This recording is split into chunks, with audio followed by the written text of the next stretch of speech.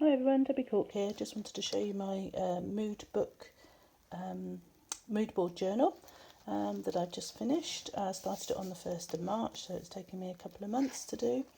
And instead of having a mood board on the wall, which recollects textures, colours, patterns and things that you might like as decor for your house, I've taken it one step further to create a book ready for my retirement.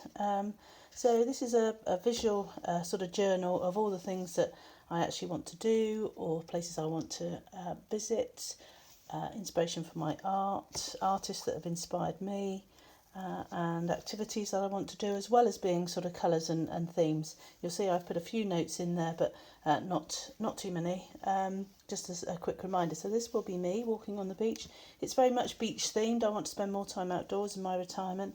I've had an office job all my life, so it'd be nice to be able to spend more time.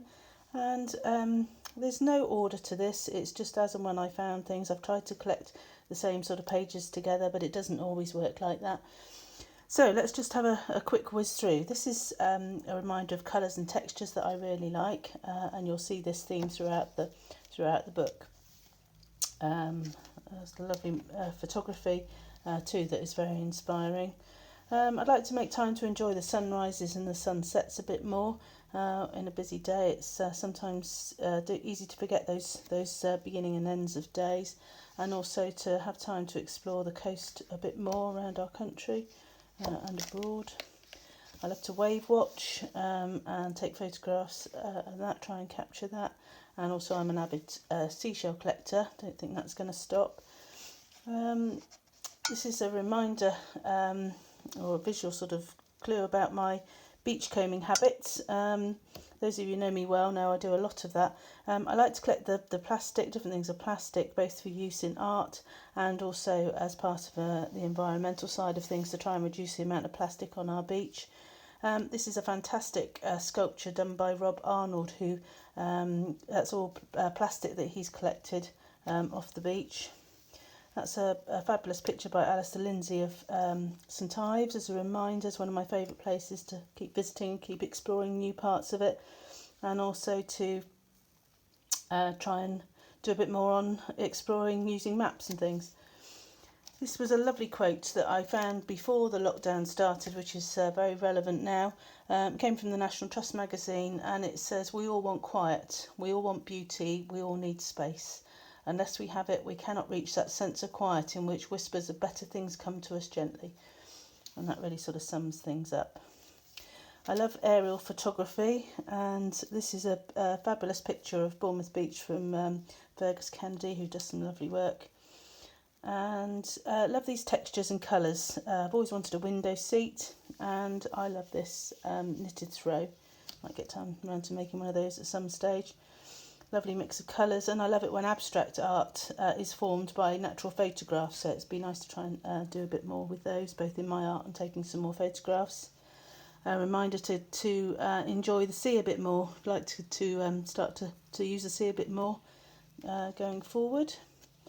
Lovely colours on this, an opportunity to build cosy sort of feel with those. And there again, enjoying the sea. And I do weaving with this fishing net. That was a lovely example of the patterns it can create, but also the horrors that it actually gets caught up on the natural environment within the sea.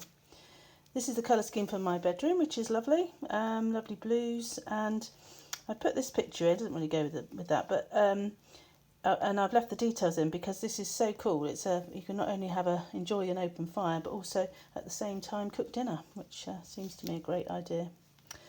I love lighthouses, so this is a reminder to visit a few more, and that spiral staircase is absolutely fabulous, and what an entrance to that property. This is some work by Carmen Machado, I don't know how you pronounce her name, using fishing net, which is absolutely stunning, and that's the sort of thing that I'd like to have go. I've got boxes of this all waiting, so I'm going to be inspired to do that. And this is a decor one, so I love that in the corner of my kitchen. Lovely colours, and I like the rope effect of this, and the way the shoes are sort of tucked under the stairs. Really nice, and also the corner glass on that particular picture. If you had a view of the beach, that would be fabulous. I'd love to have a great wood pile, and love outdoor space like that with seating both for dining and for enjoying. This is a reminder to use my handmade stamps. This is stamping I did on tissue paper. I thought it would be a great theme for a bathroom and colours. And also a reminder to make more time to watch the moon and enjoy the moonlight. More of that wood. And a reminder to use my jelly plate for printing of the colours and textures of those. And also a reminder to use patterns that naturally occur in nature and also within architecture. Some more natural patterns. I love reflections, so trying to capture those on camera and using it in my art is good. And also a reminder to use more natural colours and textures. That's a lovely picture of a hall. This is a place I want to go and visit. This is the Ceramic House in Brighton. It's holiday accommodation. And the artist Kate Applin, it's her work. She bought the house and put all of these fabulous installations in there. I don't think I'd want to live in it, but I absolutely want to go and stay in it because I think the textures and the patterns and the colours are just absolutely fabulous. There's some more of it there. I'd like to see how it all works together. This is a reminder you can actually use darker colours to reflect the beach theme. And I love these lamps, very interesting, and more things that would be nice to have as a decor within a beach house. Lovely colours on those goose barnacles. And this is the work by Stu McClellan. He's done lovely pebble pictures, which I think are fabulous. Just a lovely picture showing natural pattern, and a reminder to leave the mugs, put the mugs away and have afternoon tea at some stage. Lovely magnolias, and create a nice outside space with room to have lovely drinks. Look at the colours on those glasses. And also a reminder to try some new recipes. Not quite sure why those two pages ended up together. This is more of Fergus Kennedy's, that's Mudderford Spit, which is lovely. And a reminder to bring, not only bring the outside in terms of lovely bucket look with this rope handle and cabbage leaves on this around this cyclamen, but also to create nice outdoor space and do some gardening. And a reminder to revisit Barbara Hepworth's lovely sculpture garden in St Ives. And another visit to the Outer Hebrides. This is Luscantire Beach here. Lovely colours from Harris Tweed. These are all the sorts of things that I find on the beach. This is Rob Arnold again doing his nurdle sieving. Has done a lot of work on working out exactly what's on our beaches and where it's coming from. And this is all from recycled plastic. So I'd like to help in the environmental work.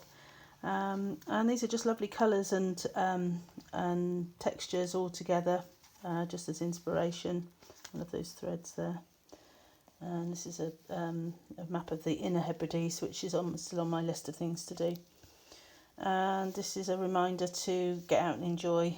Like to join a gig team and do some rowing and some sea swimming, and obviously enjoy the rock pools with the grandchildren. And always wanted to have a go in an infinity pool. That's on my to-do list. So I've added in some extra pages so that I can keep adding to it. This is the craft paper that I've used, and a lovely picture of Sennen there on the background. On the front page there's pictures. That's the Jubilee Pool in Penzance. They're just doing some work to heat the pool geothermically, so I want to go and try that out as soon as we're allowed to visit Cornwall again. So the actual dimensions of the book.